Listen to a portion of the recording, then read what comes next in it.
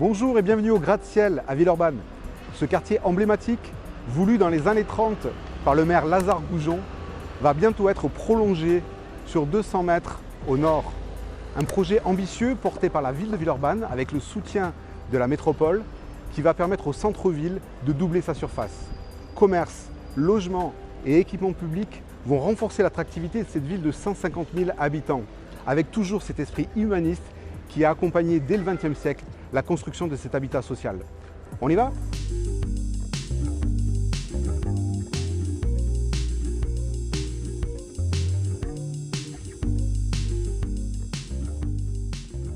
Nicolas, nous sommes au cœur des gratte-ciel historiques. Quelle est l'ambition de ce projet de gratte-ciel centre-ville pour Villeurbanne ? Le projet urbain gratte-ciel centre-ville, il est là pour offrir à Villeurbanne un centre à l'échelle de cette commune qui compte aujourd'hui plus de 150 000 habitants. Et le diagnostic qui avait été posé, c'est qu'aujourd'hui les gratte-ciel existants ne sont pas suffisants pour accueillir des nouvelles populations, pour que cette population puisse trouver des équipements, des services et des commerces au cœur de Villeurbanne. Et on est face effectivement à cet ensemble emblématique qui sont les gratte-ciel de Maurice Leroux, créés en 1934, qui était déjà là pour donner à Villeurbanne de l'époque un centre-ville. Aujourd'hui, il s'agit d'adapter ce centre-ville et de le prolonger. Le prolongement de ce quartier des gratte-ciel passera par le prolongement de l'avenue Henri Barbus. Ça veut dire que les immeubles qui sont devant nous vont disparaître pour laisser place à une avenue plus large. Tout à fait. Donc c'est vraiment cet axe historique de l'avenue Henri Barbus qui est prolongé dans le futur projet en reconvertissant l'ensemble du foncier qui est effectivement au nord du corps Émile Zola. Donc cette avenue Henri Barbus qui fait aujourd'hui 27 mètres de large dans sa partie historique, il va être prolongée sur une emprise de 20 mètres, parfaitement dans l'axe de l'avenue actuelle. Donc le long du Monoprix sur la rue Léon Chomel. Jusqu'à la rue Francis de Pressensé sur 200 mètres de long, soit à peu près l'équivalent d'aujourd'hui de la longueur de l'avenue Henri Barbus actuelle. D'accord. Et je crois que les bâtiments, la destruction des bâtiments de la rue Henri Chomel va démarrer très rapidement, dès l'année prochaine. Oui, ça va être un moment important effectivement, puisqu'on va démarrer la démolition dès la fin de cette année et sur l'année 2019. Avec donc des nouveaux bâtiments qui, selon la volonté de l'architecte en chef Nicolas Michelin, vont ressembler au gratte-ciel historique, mais sans les copier. On s'inscrit effectivement face à cet ensemble majeur, mais il ne s'agissait pas uniquement de les copier ou de les pasticher, mais vraiment de prolonger cet ensemble. On va retrouver néanmoins cette architecture en gradin qui est assez typique des gratte-ciel. Tout à fait. Il y a certains codes on va dire majeurs des gratte-ciel que sont les gradins, que sont globalement la couleur assez claire, qui vont être prolongés et sur lesquels Nicolas Michelin a fondé sa conception du projet de gratte-ciel centre-ville. Il y aura du logement, mais il y aura aussi du commerce, des bureaux. Est-ce que vous pouvez nous donner quelques chiffres un petit peu, notamment sur par exemple le commerce ? Donc, le commerce, c'est presque 20 000 m² de nouveaux commerces qui vont être construits. C'est le double de la surface actuelle ? Voilà, c'est l'équivalent des surfaces commerciales qu'il y a aujourd'hui sur les gratte-ciel historiques. Donc 20 000 m² de commerce, 900 nouveaux logements, des nouveaux équipements publics, un groupe scolaire, un nouveau lycée, le complexe sportif, une halte garderie, et puis un immeuble de bureau également. Donc tout cet ensemble viendra offrir tout ce qu'il est nécessaire de trouver dans un centre-ville. Et je vous propose justement d'aller découvrir un des chantiers de ces prochains équipements publics. On y va ? On y va.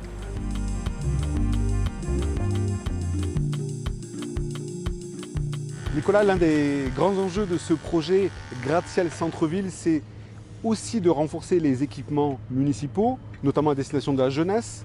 À 200 mètres d'ici, il y a actuellement la construction d'une école primaire et maternelle, l'école Rosa Parks. Et sur notre gauche, nous avons donc le chantier de construction d'un nouveau complexe municipal, sportif municipal. Est-ce que vous pouvez nous en dire deux mots ? Oui, c'est même les premières réalisations qui ont démarré sur cette opération, notamment avec la réalisation du complexe sportif municipal. Un objet assez caractéristique de ce projet dense, on va dire, puisque sur cet équipement, on va retrouver 3 salles d'évolution. Une grande salle, un grand gymnase en rez-de-chaussée, mais surtout ce qui est assez caractéristique, c'est sur le toit, on va venir implanter une deuxième salle d'évolution couverte et un terrain multisport public, accessible à tous les Villeurbanais, mais qui est sur le toit du bâtiment. Comme à New York. Et l'ouverture est prévue? L'ouverture est prévue à l'automne 2019, la rentrée 2019. Dans un an, quoi, c'est ça. Dans un an. Face à nous, nous avons le lycée, l'actuel lycée Pierre Brossolette, qui lui va être entièrement déconstruit, puis reconstruit, ici même où nous nous trouvons, en fait, c'est ça, hein? C'est ça, tout à fait. On est sur le terrain du futur lycée Pierre Brossolette. Donc un lycée qui accueillera 1200 élèves à terme, sur une parcelle finalement plus restreinte que ce qu'elle ne l'est aujourd'hui. Ouais. Donc encore une fois un projet assez ramassé, donc du coup qui va nécessiter de monter un petit peu en hauteur sur la partie logement du personnel du lycée, donc un immeuble qui va monter jusqu'à un R+7, R+8 avec un sous-sol, et puis la partie enseignement, de larges bâtiments qui vont se regrouper autour d'une cour intérieure. D'accord. Et à la place de l'actuel lycée, on va donc avoir retrouvé des bâtiments de logement.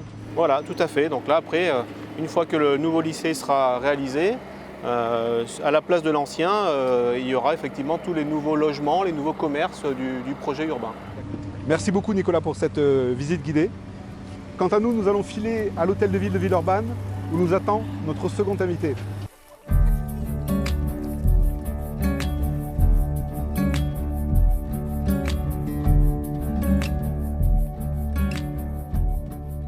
Monsieur le maire, bonjour. Bonjour. Avec ce doublement du quartier de gratte-ciel centre-ville, pourquoi est-ce essentiel pour votre ville?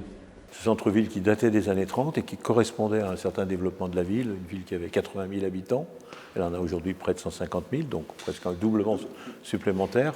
Donc il fallait, si on dit un peu vite, doubler le centre.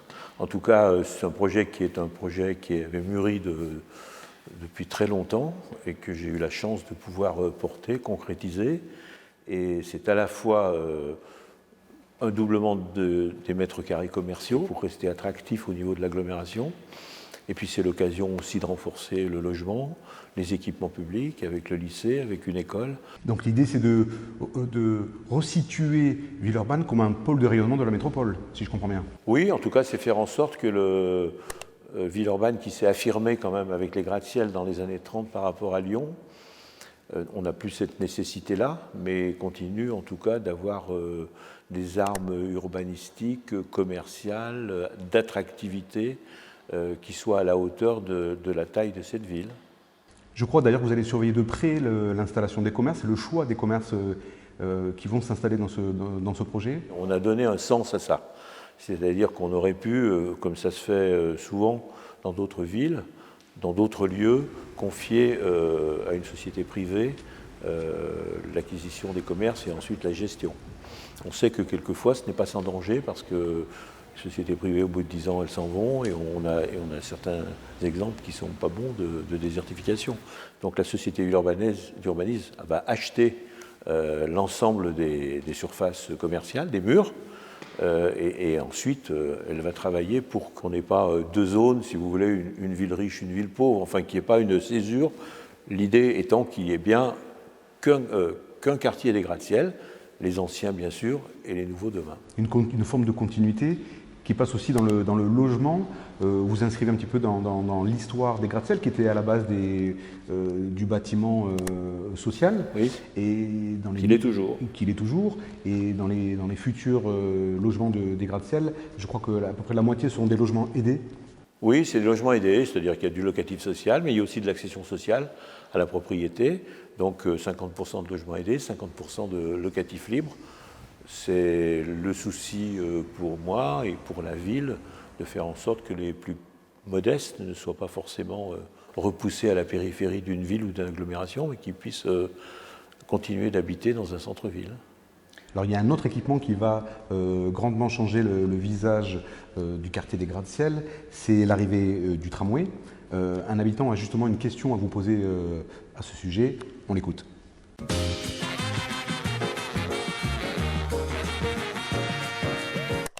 Monsieur le maire, le tramway T6 va-t-il passer sous l'avenue Henri Barbus? Et à partir de quand? On rappelle donc que le Citral a annoncé sa volonté de relier Villeurbanne à Gerland. Avez-vous davantage d'informations sur ce sujet? C'est ce qu'on appelle aujourd'hui le prolongement de la ligne T6, qui va arriver en 2019-2020, ce qu'on appelle les hôpitaux Est, boulevard Pinel, le Vinatier, le quartier des hôpitaux qui est là-bas, et dont la tranche suivante, qui est actuellement à l'étude, va rejoindre d'abord les gratte-ciel, et puis ensuite, dans un second temps, le campus de la Doua. Première tranche qui va être opérationnelle dans le prochain mandat, c'est-à-dire entre 2020 et 2025, plutôt sans doute, nous l'espérons, vers 2023, va voir l'arrivée du tram ici au gratte-ciel. Et le tracé qui est prévu aujourd'hui et sur lequel se font les études du Citral, c'est effectivement un tracé qui emprunte le centre-ville et notamment l'avenue Henri Barbus. Donc ça va être un moyen de transport en commun performant supplémentaire, donc ça apporte du dynamisme au centre-ville. Et puis je souhaite, et j'ai bon espoir d'y arriver, que pour la traversée des gratte-ciel, le tram qui aujourd'hui utilise des caténaires, c'est-à-dire des fils, je trouve que par rapport à la beauté de ce quartier et son inscription dans le patrimoine architectural, je souhaite qu'on puisse étudier, et le Citral va le faire, une énergie qui passe ou par le rail ou par des piles.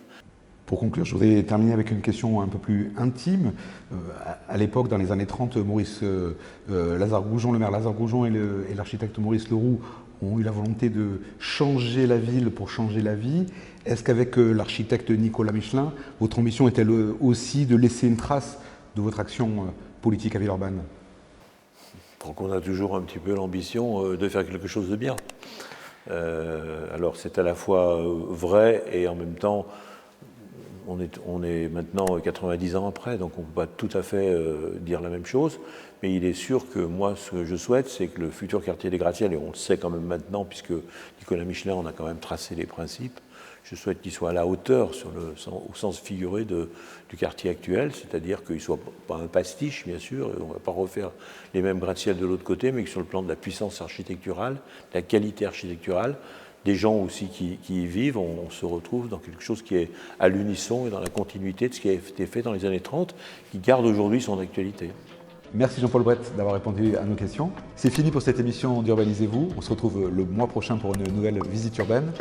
D'ici là, n'hésitez pas à retrouver notre partenaire, le magazine Nouveau Lyon, pour suivre l'actualité de l'urbanisme et de l'immobilier. Merci de nous suivre. À très bientôt.